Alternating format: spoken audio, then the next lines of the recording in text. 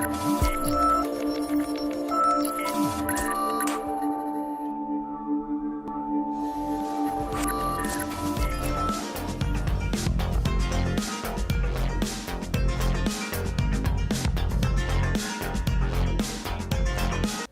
is Frank Islam, Chairman and CEO of FI Investment Group, your host of Tonight with Frank Islam. Today, our guest is Madeeha Anwar.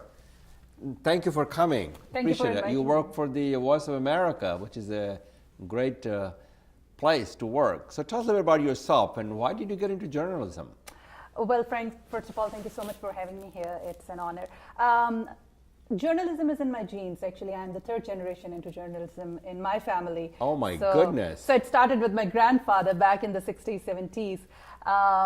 My mom, she used to be a newscaster on PTV. So I got What's the PTV stands for? It's Pakistan Television. Okay.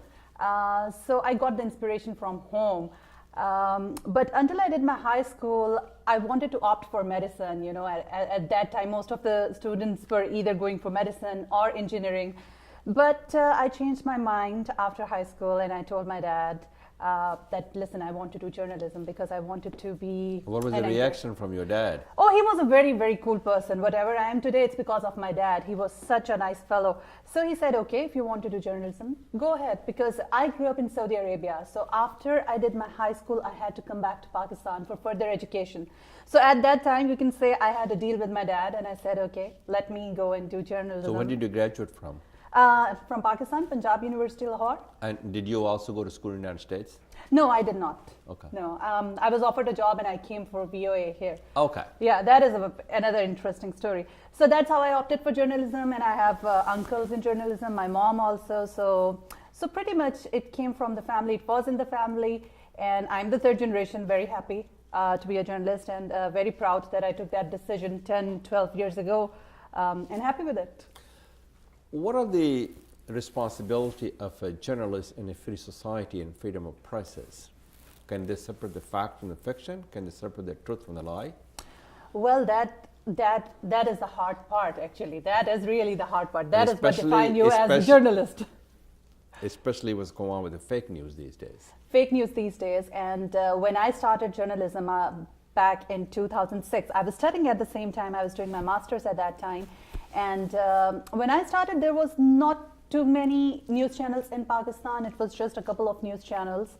And there was not so many fake news. There was no social media. So the challenges were less. And there were not many women at that time who opted for this field. And even, I mean, I told you that I belong to a family of journalists. But when I told my family that I want to go in this field, I remember there were many people in my family who said, no, this field is not meant for women. So you just cannot do this. But yeah, so the challenges, they have increased over the time because now there are so many avenues. There is social media, different 24/7. Yeah, 24/7. I mean, everything is on your phone now. That is correct. It's not television screens anymore. So you have everything on your phones. So yes, the challenges are more and more, they're increasing, but I see that there are organizations, there are people, there are journalists who take responsibility of their work. So that's how you differentiate between fake news and, lies and facts. Between the facts and fictions. Yeah.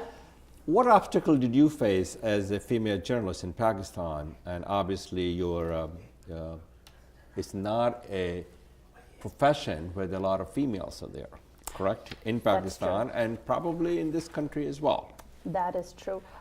What kind of obstacle did you face there, and what kind of obstacle and challenges did you face in this country, and how were you able to overcome those challenges? Right, that's a very good question. Actually, when I started, as I told you, there were very few women at that time. Actually, I belong to the era where women had just started entering into not just journalism, but many other different fields as well. So that was the time when there were women from many families. I know many of my friends, they opted for different fields and they said, no, we will go out and we will work. Because before that, the profession for women was usually in Pakistan teaching, a school teacher. They would become a school teacher. But going into journalism or economics or any other such field, that was really hard for the society at that time to digest that, a woman can be a journalist, go into the field, interview people, do investigative journalism, and can carry out with the career. I opted for it, and I'm really happy that I was one of those women who took the challenge and went out. There were challenges. People, the acceptability from people, that is the first thing. You go out in the field and you can see it in the eyes of the people. Oh, what is this lady doing here? Why is she interviewing people on the road? There were challenges among the staff. People will not give you space. There was a very limited scope. People would say, okay, you don't touch politics, don't go into investigative journalism, just go and cover maybe some art exhibition, some school functions, thing like that. So yeah, there were challenges and it took time. So you were not given the opportunity to exploit your fullest potential. Not in the beginning, yeah. It took took a long year, time. 2 years, yeah. I am an advocate of woman entrepreneurship and empowering women by education. As a matter of fact, I've given contributed a lot of money, my own personal investment, to ensure that the women can determine their own destiny and not be confined in 4 walls, and especially the Muslim women, and written many columns on these things in the United States and also in India. Your thoughts were about how do you go about empowering women by education and to make sure that we can empower them in such a manner and positive manner that they can make a difference in people's lives? The first thing you need to do is, educate your women, then give them a chance. Let the women know they can achieve anything if they want to. Just give them that space. Education is the first thing. It's not that you have to empower your women. You have to let, and especially in Pakistan, it's a male-dominated society. And also in Muslim countries. In Muslim countries, yes, in general. So you have to tell your men too that give them space. It's not just women. Okay, if a woman wants to do something, but if she is having problems within the family, if they are not allowing her to opt for the field that she wants to work in, so these are the obstacles, and you have to tell your men too that give women the space. Do you? I want to get to the reporting part there. Before I continue my conversations, do you think you feel there is a lot more brighter horizon, even the women endure the storm in Pakistan and some other Muslim countries, in order for them to go out, get a good education, and also realize their dream? Well, that's exactly what women have been doing in the past, I would say, 1 decade. Things have really changed in the past 1 decade, and I have seen women achieving too much. That was not the case, say, 12 years back, 15 years back, but in the past 1 decade, we have seen women opting for different fields, going out. Even if you see the field of journalism, when we used to switch on, now we have like so many television news channels in Pakistan, I would say 20, 25 at least. So there was a time whenever you switch on the television, any news channel, there would be any male anchor, but now it's... You see female. We do see female. The ratio still needs to be better, but still you see in terms of the population size, it has to be better. Exactly. But now there is a difference already in the society. So that is one positive aspect. So things are getting better. Things have gotten better, definitely. And do you believe they will continue on that path forward? Oh, definitely. I wanted to also, I wrote a columns in India on the global entrepreneurship, and that happened in India about 2 months ago, and President Trump's daughter was there to inaugurate that. Yeah, in Hyderabad. And it's about giving opportunity to women first. So my column was to talk about and tell the stories of the woman. There's only 12% of the women who host the highest office in business. Yeah. What is the statistics in terms of female being a CEO of a large or a small business, a medium-sized business in Pakistan? I do not know the exact figure. But how can you just count on your finger? Is that how many are there? Very few. I know a couple of women, but there are not many. But they are now, especially I'll quote one example. I like to really quote it. This clothing business, there was a time, this is something very new which has started from Pakistan and it has spread out in all of the Asia and even in America. There is this new trend of designer clothing and lawn designing and everything. So most of the women entrepreneurs are behind those ventures. So that is one good thing. That is one thing that I remember of. I have seen women in journalism. I have seen women in finances going out and exploring. So women have expanded their horizon, their fields. It is happening there. It is happening. It is happening. Okay. So we'll be right back. अब आपका होगा अपना घर, सपना घर।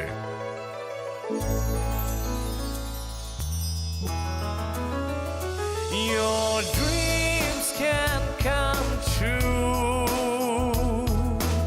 SAI Mortgage is key for you.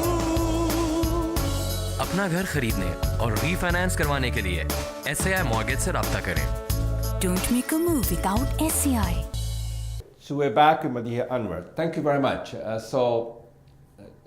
We have been talking about the female journalists and so on and so forth. Tell the people in the young female aspiring entrepreneur and journalist who wants to be like you and you are the role model. What advice do you have for them? Oh, that's really kind of you. My advice first, just believe in yourself. Just believe in your dreams. Think of something that you want to do in your life. Be clear in your mind that what do you want to do, and then think of the obstacles. Go ahead. There will be obstacles. There will be people who will tell you should not do this. Don't think anything about them. Just stay focused and hard work, and go ahead and achieve your goal. So, most important thing, getting a good education. Of course, you cannot do anything without good education. Getting good education, be the best you can be, exploit your fullest potential. And she also said a very important, aim high, work hard, and pursue your dream. What do you tell a female person who is only a teenager in Pakistan and their family would not allow for them to go to school? What do you tell them? That they have aspirations and dreams.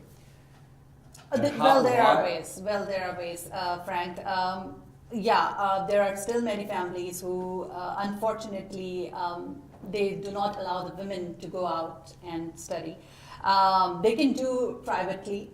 There are options in Pakistan. They can study privately, and if they will be persistent, if they will get good grades, if they will get good education, then eventually their families will They'll buy realize. in. They will buy in. Definitely. Okay. Let's talk about you went to Israel. Oh yes. And apart from journalists, you have been exploring the world. Mm-hmm. So, why did you go to Israel, and what lessons did you learn from that experience? Very interesting question. I went to Israel because as a Pakistani, I cannot go there. It's a forbidden. Yeah, because it's mentioned on our passports, on green passports, Pakistani passports, that you can go to anywhere on this passport but Israel. So I did not know that. Oh yeah, so that's. But you are a U.S. citizen. I'm a U.S. citizen. So I became a U.S. citizen last year. Okay. And that was the first thing in my mind because my father and my mom. My father, he was very well traveled and very learned man, and he always wanted to go to Jerusalem and see Masjid Aqsa because that's the ultimate goal of most of the Muslims, right? So that was something in my mind. It's the center of three religions. Yeah, it is. It is.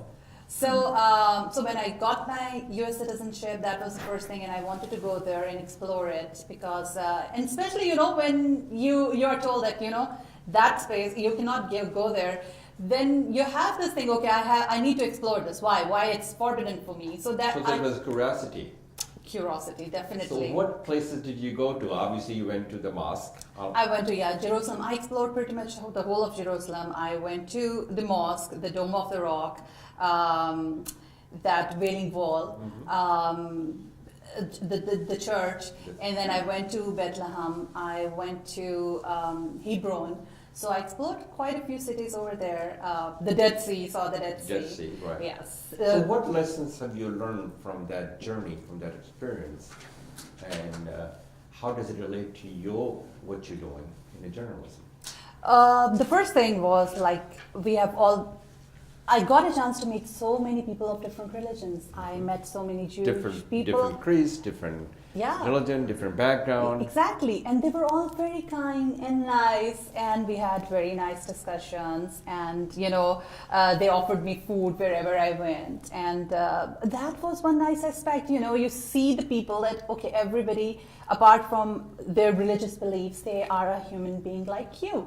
So that was one very interesting thing. So And that's an important aspect of your journey. If you're like that they are in this planet, they are a human being, and Yes. our job is to make sure they have equality, dignity, tolerance, and they respect other people as well. And Exactly. that's what taught you, Yeah. as I understand. Yes.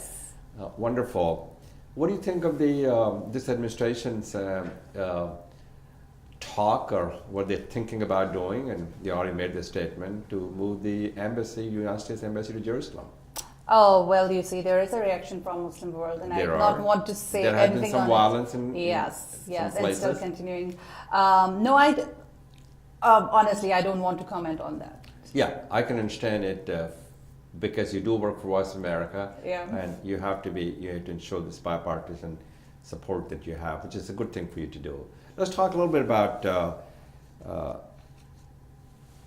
Pakistani-U.S. relationship, where we are, where we headed, what do we need to do to make sure that the relationship can be strengthened and broadened and deepened? Well, that is also one tough question, and we have seen in the past so many times that we have seen the ups and downs in the relationships, and especially after this Trump administration and the statements that we have recently seen from Mr. Tillerson. I think both the countries, they need to develop some trust on some level, and I think it's about time to stop playing this hide and seek. And at times, it's from both countries, so they both need to develop that trust, which has been missing in the. They need to find a common ground, but stand in the ground to work together. That's what you feel. Exactly. One of the hurdle and the challenges that India also says several times about the terrorism. The terrorism breeds in the violence. As a result, the violence breeds in Pakistan, and they need to curb that before they can have a dialogue. What's your feeling on that? Well, see, And India Afghanistan says, is another problem. of course, Afghanistan and India blames it to Pakistan. Pakistan blames it to Afghanistan and India.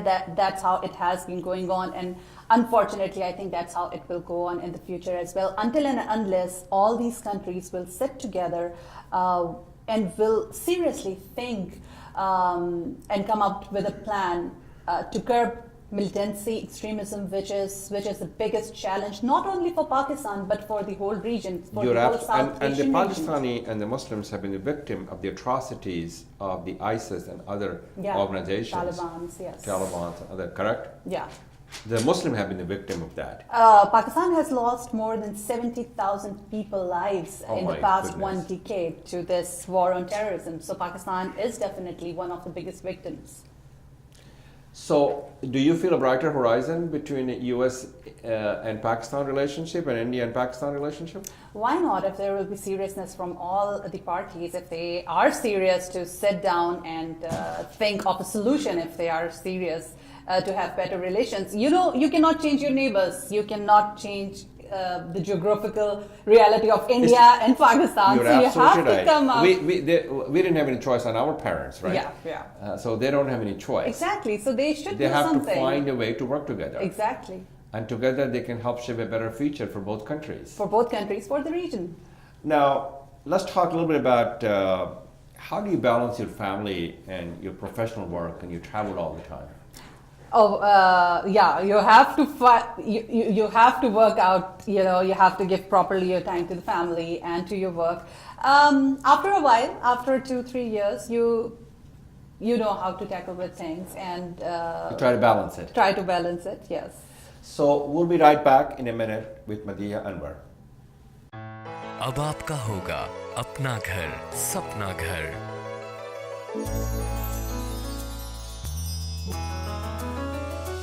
Your dreams can come true. SAI mortgage is key for you. अपना घर खरीदने और refinance करवाने के लिए SAI mortgage से राब्ता करें। Don't make a move without SCI. Okay, we back to Madeeha Anwar. Thank you very much.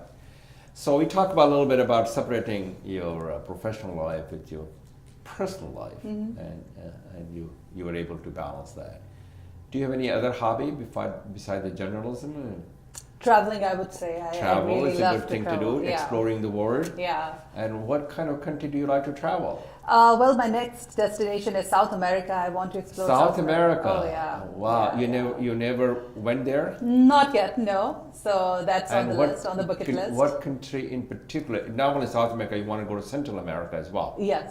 What country do you prefer to go to? I mean, Brazil, definitely. Brazil, which is a very yeah. multi-ethnic and multi-faith Cultural, country. Yes. So I really want to explore that place, and it's. What about Argentina? That's also also a very nice country, and Peru. Peru is the kernel of civilization. Yes. So I'm hoping to explore like 3-4 countries in a week or 10 days. So that is on the list. And then I also want to explore Pakistan. I didn't get a chance to explore much of the cities in Pakistan. I have just been to a couple of So I want to explore Pakistan. Let's suppose I invite you to Karachi in Pakistan, and that we have a bunch of female, young, aspiring journalists, and what do you tell them? That you could be one of you one day if they work hard and aim high. Is that what you tell them? Not? What would you tell them? Why not? And Frank, there has been this program from the State Department, and they invite journalists from Pakistan. They do. So and they also invite journalists from India also. Right. I forgot to tell you that my foundation funds the scholarship program for the journalists to come from India to the United States for 6 months training through the Missouri School of Journalism. Oh, that's great. Yeah, we do that. We've been doing it for 2 years. And last year we had students, and this year we're getting 1 or 2 more students. So how's the response? The response has been very positive. One of the things that this girl, her name is Smita Rajan, and she works with DNA, which is the English newspaper based in Gujarat in India. One of the things she learned and she kind of shared with us is about the fact checking. Right. Which does not exist in India, and I don't think it exists in Pakistan. Yeah. And this is something that she wants to promote, that the fact checking is an important aspect of the journalism. Right, definitely. So what would you tell those young girls who has a lot of energy, enthusiasm, they want to retransfer from Pakistan and come to our show and be like you? Oh, most of them, that's what I was telling you. Like, I have seen women coming from Pakistan, they get this opportunity in the State Department programs, I think once or twice a year. They do get a chance to come here and go in different newsrooms in United States, and they get inspired, they go back, and they really want to come back and explore more. And most of them, they want to explore job opportunities here in the field of journalism. So what I tell them, you have to aim high, and the thing is, work hard in your field. Know what you want to do, work hard, and then explore the opportunities. Then there are so many opportunities once you're good in your field. No one is there to stop you. So that's what I do in India. I may want to shift the gears and get some journalists, female or male, and this usually goes to under 35 the people, and they have the experience. Do you think you can find some candidate for me for them to go to the Missouri School of Journalism? Oh, yeah. Missouri School of Journalism is the premier school, and the date probably I cannot do this year, but the next year we could. That would be a great Anwar initiative. Iqbal from Dawn is the one who introduced me to Missouri School of Journalism, and he was a recipient of that. And now look at his. Look at what he has done. Definitely, yeah. It's a very, so there are a lot of journey. success stories. I want to talk to you one more item before we close our conversation. It's with regard to Malai Yousafzai, and she's a very popular in this country, and she inspires all the people. What is the reaction in Pakistan? Well, actually, is it a mixed? I'll tell you. I covered the Nobel Peace Prize in 2014. I went to Norway, and I got a chance to meet her and interview her right before she went to receive her Nobel Peace Prize. Lovely child. She was 17 years old at that time, 3 years back. I loved meeting her, and even before meeting her, I had my doubts as well, because in Pakistan there are some people who take her as an inspiration, and her story is a remarkable story. But there are a lot of people who say this is all a Western conspiracy, and it makes me sad when I still see that sentiment in Pakistan. And now she's on Twitter. She's going to Oxford. There are still people you'll find in Pakistan who would still say that no, we are not going to buy her story, and this is all a conspiracy and nothing else. So there are mixed feelings, but more of it is negative. Very good. Negative sentiment. Well, thank you very much for coming to our show. We appreciated your conversations. I know the people in the audience probably want to be like you one day when they grow up. Well, that's very kind of you, friend. And thank you for your advice, and thank you for coming. Thank you for having me. This is Frank Islam wishing you a great week, and thank you for watching.